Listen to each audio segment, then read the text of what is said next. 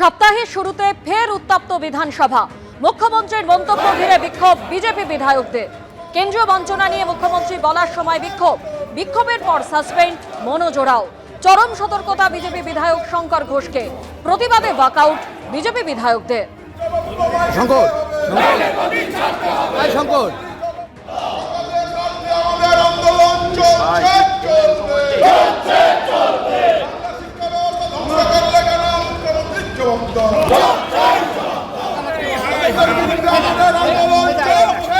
সপ্তাহের শুরুতে ফের উত্তপ্ত বিধানসভা। মুখ্যমন্ত্রীর মন্তব্য ঘিরে বিক্ষোভ বিজেপি বিধায়কদের।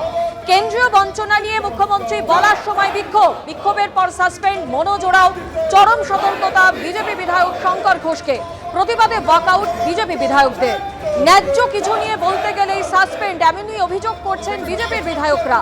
মুখ্যমন্ত্রীর বক্তব্যের সময় তাকে প্রশ্ন করেন বিজেপি বিধায়ক শিখা চট্টোপাধ্যায়। আপনি কি করেন সব জানি, উত্তেজিত হয়ে বিধানসভায় বলেন মুখ্যমন্ত্রী। খবর সূত্রে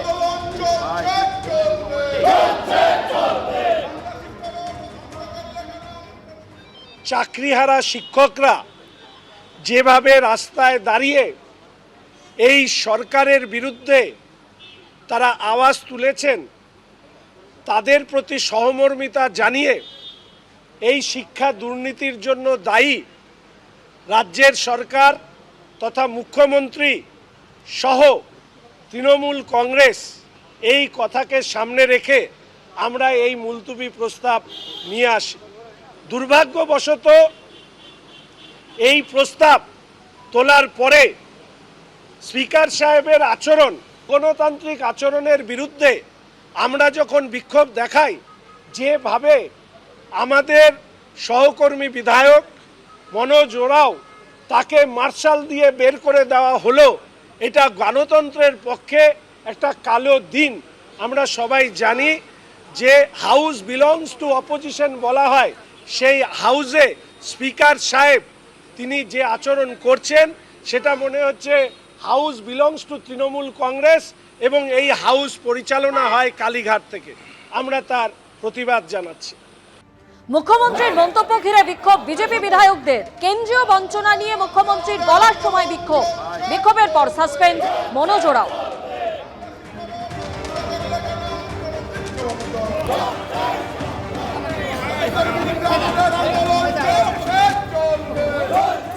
আপনার প্রত্যেকেই জানেন বর্তমানে শিক্ষা যা ব্যবস্থা, সেখানে প্রায় 26,000 যোগ্য চাকরি যারা হারা, তারা রাস্তায় অনশন করছে, দিশাহারা হয়ে গেছে। তাদের পক্ষেই আমরা কথা বলতে চেয়েছিলাম। প্যারাটিজের অবস্থা খারাপ, সেটা নিয়ে আমরা যারা শিক্ষক এমএলএ আছি তারা একটা অ্যাডজমেন্ট দিয়েছিলাম যে এই সমস্ত আলোচনা মুলতবি রেখে এই বিষয়ে আলোচনা করা হোক। কিন্তু মুখ্যমন্ত্রী সামনেই স্পিকার অনুমতি দেননি, আলোচনা তো করলেনই না, সাথে যে পড়বেন সেটা অনুমতি দেওয়া হয়নি। আমরা যখন বিক্ষোভ প্রদর্শন করি তখন আমাকে ঘাড় ধাক্কা দিয়ে বের করে দেওয়ার মাধ্যমে বুঝিয়ে দিলেন যে মুখ্যমন্ত্রী আর তৃণমূল সরকার শিক্ষকদের, যোগ্য শিক্ষকদের পাশে নেই এবং তারা কোনো না কোনোভাবে অযোগ্যদের আড়াল। কতবার সাসপেন্ড? আমি জানি না কতবার হয়েছি। তারা যদি ভাবে এ ধরনের সাসপেন্ড করে করে আমাদের মুখ বন্ধ করবে, তাহলে তিনি ভুল ধারণা করছেন। আমরা সাসপেন্ড কেন, আমাদের যদি বহিষ্কার করে দেও, তারপরে কিন্তু আমরা জনগণের জন্য আন্দোলনে আছি, আন্দোলনে থাকবো।